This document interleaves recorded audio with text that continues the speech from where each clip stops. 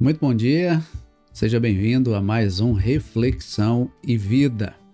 Estamos finalizando mais uma semana, hoje sexta-feira, e nós estamos aqui para mais uma vez compartilhar a poderosa e preciosa Palavra de Deus.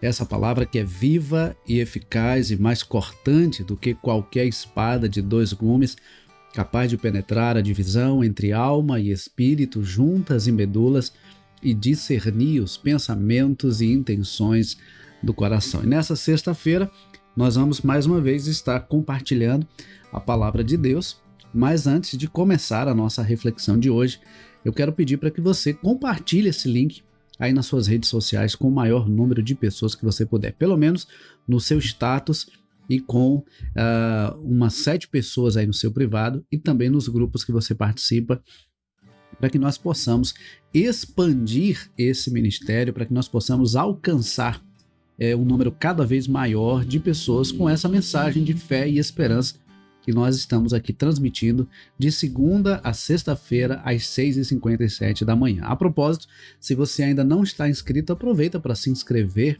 aqui no nosso canal, para que você fique informado, né, dos próximos conteúdos, ative aí o sininho das notificações.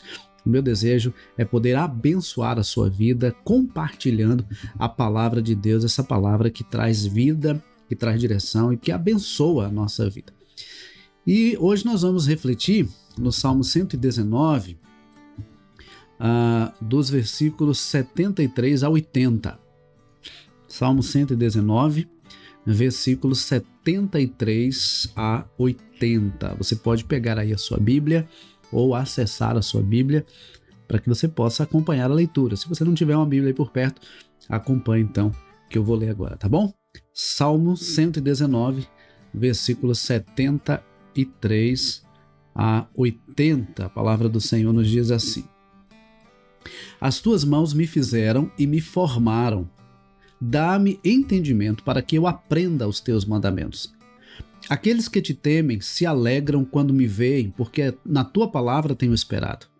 Bem sei, ó Senhor, que os teus juízos são justos e que com fidelidade me afligiste. Que a tua bondade me sirva de consolo segundo a palavra que deste ao teu servo. Venham sobre mim as tuas misericórdias para que eu viva, pois na tua lei está o meu prazer. Envergonhados sejam os soberbos por me haverem oprimido injustamente. Eu, porém, meditarei nos teus preceitos. Voltem-se para mim os que te temem e os que conhecem os teus testemunhos. Seja o meu coração irrepreensível nos teus decretos, para que eu não seja envergonhado. Então, você observa que esse texto é um texto muito precioso que fala que nós fomos criados para viver em comunhão com Deus. Eu quero começar destacando o versículo 73, a parte A do versículo, o início do versículo, quando o salmista diz assim: As tuas mãos me fizeram e me formaram. As tuas mãos me fizeram e me formaram. Então, deixa eu começar dizendo aqui uma coisa para você. Deus, ele não nos fez para nós vivermos segundo a nossa vontade. Ele nos fez para vivermos uma vida plena de comunhão com Ele, desfrutando da presença dEle, da bênção dEle sobre as nossas vidas, mas para isso nós temos que viver uma vida de acordo à vontade dEle. Nós temos que cumprir o propósito de Deus para a nossa vida. E o propósito de Deus para a nossa vida é que nós vivamos para o louvor da sua glória. E o que é viver para o louvor da glória de Deus? Viver para o louvor da glória de Deus é viver uma vida de obediência à palavra de Deus, aos princípios e aos valores do reino de Deus. Então, viver para o louvor da glória de Deus é ter uma vida de acordo à vontade de Deus, em obediência à sua palavra e glorificando a Ele em tudo o que fizermos. O apóstolo Paulo, escrevendo aos Coríntios, ele diz assim: Quer comais, quer bebais ou façais outra coisa qualquer, fazei tudo para a glória de Deus. Até mesmo a forma como nós cuidamos do nosso corpo, a forma como nos alimentamos, deve ser para a glória de Deus. E aí, o Salmo 139, ele vai nos mostrar que o Senhor, ele nos viu e ele nos nos criou, né, nos planejou e nos abençoou desde a nossa concepção. E eu quero ler então o Salmo 139, os versículos 13 a 17, que nos diz assim: Pois tu formaste o meu interior, tu me teceste no ventre de minha mãe. Graças te dou, visto que de modo assombrosamente maravilhoso me formaste. As tuas obras são admiráveis e a minha alma o sabe muito bem. Os meus ossos não te foram encobertos, quando no oculto fui formado e entretecido como nas profundezas da terra. Os teus olhos viram a minha substância ainda informe, e no teu livro foram escritos todos os meus dias, cada um deles escrito e determinado, quando nenhum deles ainda existia. Que preciosos para mim, ó Deus, são os teus pensamentos, e como é grande a soma deles. Então, é muito significativo entender e reconhecer que nós não somos fruto do acaso, nós não somos um acidente de percurso. Nós fomos criados à imagem e semelhança de Deus, fomos criados pelo Senhor. A vida é um dom de Deus, eu já falei isso aqui algumas vezes, e quem já me ouviu em outros lugares também já me ouviu dizer que nós não somos fruto do acaso, nós não somos acidente de percurso. Por quê? Porque a vida é uma dádiva de Deus. Ninguém nasce sem a permissão de Deus. A pessoa pode querer muito gerar um filho, mas se Deus não permitir que aquela vida seja gerada, esse filho não vai acontecer. Então, a vida é uma dádiva de Deus. Então, você que está aqui me assistindo nessa manhã, você está vivo não é simplesmente porque o seu pai e a sua mãe decidiram ou não decidiram que você nascesse, mas é porque Deus permitiu que a vida fosse gerada em você. Então, quando nós entendemos que a vida é um dom de Deus e nós fomos gerados por Deus e para viver para o louvor da glória de Deus, então agora aí a gente entende que a nossa existência tem um propósito. Qual é o propósito da nossa existência? Viver para o louvor da glória de Deus. Viver em obediência a Deus, viver em comunhão com Deus. E Deus é tão maravilhoso que, assim, Ele não depende de nós para ser Deus. Antes de ter nos criado, Ele já era Deus. Ele não depende de nós para ser Deus. Mas Ele é tão gracioso, tão bondoso, que Ele decidiu nos criar e se revelar a nós. Olha que coisa interessante. Nós só conhecemos a Deus porque Ele decidiu se revelar a nós. E como é que nós conhecemos a Deus? A revelação de Deus é a palavra de Deus. A Bíblia Sagrada é a revelação de Deus. Inclusive, eu falei aqui essa semana que a Bíblia mostra quem Deus é, quem nós somos e quem Deus quer que nós sejamos. Então, se você quer conhecer a Deus, é através da palavra de Deus. Se você quer saber quem realmente você é, a melhor maneira é através da palavra de Deus. Se você quer descobrir qual a forma, como é que Deus quer que você viva, a forma que agrada a Deus, através da palavra de Deus. Então, a palavra de Deus, ela revela quem Deus é, ela mostra o caminho que devemos seguir, ela nos fortalece, ela nos alimenta, ela nos dá a direção que nós precisamos seguir na nossa vida. Então, nós somos criados para viver em comunhão com Deus. E por isso, a nossa confiança, ela deve estar em Deus e em sua palavra. O salmista diz: as tuas mãos me fizeram e me formaram, dá-me então entendimento para que eu aprenda os teus mandamentos. Eu falei, inclusive, no programa de ontem, que a Bíblia é o tipo de livro que ele se entende não de forma intelectual, não de forma meramente cognitiva, mas de forma espiritual, por uma ação do Espírito Santo. É o Espírito Santo que abre o nosso entendimento, é o Espírito Santo que nos faz compreender, é Ele que ilumina a nossa mente para que nós possamos compreender a palavra de Deus. E a fé vem pelo ouvir. Há pessoas que sequer sabem ler, mas sabem ouvir. E porque elas ouvem e creem, elas conhecem e fazem a vontade de Deus e têm uma vida de relacionamento com Deus, uma vida de comunhão com Deus. Então, se você sabe ler, é um privilégio poder acessar a palavra, abrir a palavra, ler a palavra e se alimentar da palavra. Mas se de repente você que está me assistindo nesse momento não sabe ler, você pode ouvir. Você pode ouvir, inclusive, existem aplicativos, não é, que tem a opção de você clicar e ouvir a leitura bíblica. No próprio YouTube existem vários vídeos de leitura da palavra.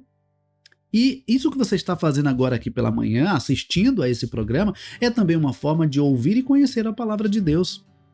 Então, não há desculpas. Não há desculpas. Há várias maneiras de se conhecer a palavra de Deus. Então, nós precisamos conhecer a palavra para que possamos crer na palavra e confiar na palavra de Deus. Veja que ele diz, olha, dá-me entendimento para que eu aprenda os teus mandamentos. E a Bíblia é o nosso manual de instrução. Quando você compra um celular, quando você compra uma TV, quando você compra um equipamento eletrônico, geralmente ele vem um manual. Até quando você compra uma roupa, por exemplo, geralmente vem na etiqueta ali dizendo se pode ser lavada na máquina, com quantos graus pode ser lavada aquela roupa, o tipo de sabão que pode se utilizar, enfim, há ali uma orientação. Para todo produto existe uma orientação. Imagine então para uma vida humana. A vida vale mais do que qualquer coisa. A vida humana vale mais do que qualquer coisa. Vale mais do que um carro, vale mais do que um celular de última geração, vale mais do que uma casa, uma mansão. A vida vale mais do que tudo isso. Então, Deus, na sua soberania, ele deixou registrada a palavra para que nós pudéssemos conhecer as veredas da vida, para que nós pudéssemos conhecer os caminhos que nós devemos seguir. Então, quando nós confiamos na palavra, nós nos fortalecemos para viver o agora e para não temer o amanhã, por entender que Deus ele está no controle da nossa vida hoje e vai estar amanhã também. No versículo 74, o salmista diz assim: aqueles que te temem se alegram quando me veem, porque na tua palavra tenho esperado, na tua palavra tenho depositado a minha esperança. E nós falamos essa semana aqui sobre esperança. Onde é que está a sua esperança? Em quem você tem depositado a sua esperança? A nossa esperança tem que estar em Deus. E para que nós possamos conhecer a Deus, confiar em Deus e depositar a nossa esperança nele, é preciso conhecer a palavra, ler a palavra, meditar na palavra e obedecer a palavra de Deus. Mas é importante também destacar o seguinte: quando a gente fala de confiar na palavra de Deus, a gente precisa entender que essa confiança deve nos levar a nos submeter à palavra. Se eu confio na palavra, eu me submeto a ela. Eu posso até não entender, eu posso até não compreender porque é que Deus está querendo isso para a minha vida, mas se é o que Deus está dizendo, eu vou crer, eu vou confiar e eu vou obedecer e eu vou descansar, sabendo que o Senhor está no controle da minha vida, no controle da minha história, e nada que acontece na minha vida está longe do conhecimento de Deus. No versículo 75, o salmista diz: bem sei, ó Senhor, que os teus juízos são justos. Parece uma redundância, né? Os teus juízos são justos. E com fidelidade me afligiste. Falamos, inclusive, no programa de ontem, da compreensão que o salmista teve de que o sofrimento serviu para que ele fosse despertado, para que ele fosse quebrantado, para que ele voltasse para a comunhão com Deus. E nesse versículo você pode perceber que o salmista diz que o Senhor permitiu que ele fosse afligido porque o Senhor é justo e o Senhor não queria perdê-lo. Então, nós precisamos entender o seguinte: Deus é justo e é santo, e por isso nós temos que buscar viver uma vida santa e reta diante de Deus e dos homens. Ah, mas é porque eu sei, Deus é misericordioso, Deus me entende. Não tem esse negócio de Deus me entende, não. É justamente por nos conhecer que Deus nos dá todos os dias os meios necessários, os recursos necessários, espirituais, materiais, para que nós possamos vencer o pecado, vencer as tentações e viver uma vida que agrada a Deus. Aí o que acontece? O apóstolo João, escrevendo na sua primeira carta, ele diz: olha, essas coisas eu vos escrevo para que vocês não pequem, mas se pecar, temos um advogado junto ao Pai, que é Jesus Cristo. Então o propósito de Deus é que vivamos uma vida reta, uma vida íntegra, uma vida de santidade, porque ele é santo. E ele diz assim, olha, sejam santos porque eu sou santo, certo? E uma coisa muito importante é nós reconhecermos que nós somos assistidos pela bondade e pela misericórdia de Deus. Nós somos assistidos pela bondade e pela misericórdia de Deus. No Salmo que nós lemos, os versículos 76 e 77, diz assim, que a tua bondade me sirva de consolo segundo a tua palavra, venham sobre mim as tuas misericórdias para que eu viva, pois na tua lei está o meu prazer. Aí quando a gente vai para o Salmo 23, versículo 6, o salmista diz, certamente que a bondade e a misericórdia me seguirão todos os dias da minha vida e habitarei na casa do Senhor para todo o sempre. Quando a gente vai para Hebreus, capítulo 4, versículo 16, o escritor aos Hebreus diz assim, portanto, aproximemo-nos do trono da graça com confiança, a fim de recebermos misericórdia e encontrarmos graça para ajuda em momento oportuno. Eu já falei aqui recentemente que graça é favor imerecido, é receber aquilo que não merecíamos. Recebemos a salvação, não merecíamos, mas o Senhor nos dá a salvação por meio de Jesus Cristo. E misericórdia é não receber o que merecíamos. Merecíamos a condenação, merecíamos a punição, mas aprove ao Senhor, por misericórdia, nos dá o perdão e não nos dá a condenação, a punição que merecíamos. Então, Deus, ele é justo, ele é santo, ele é reto. E nós precisamos viver uma vida santa, reta e justa diante de Deus e diante dos homens. Por isso, e para isso, nós somos então assistidos pela bondade e pela misericórdia de Deus, essa bondade que nos consola, essas misericórdias que nos dão vida, e o próprio Senhor, como eu disse, ele nos dá os recursos necessários para que nós possamos viver uma vida que agrada a Ele. E aí, caminhando aqui para o final da nossa reflexão de hoje, eu quero dizer a você o seguinte, que nós devemos buscar ter um coração íntegro diante de Deus. Nós devemos buscar ter um coração íntegro diante de Deus. Veja que no versículo 80, o salmista diz, seja o meu coração irrepreensível nos teus decretos, para que eu não seja envergonhado.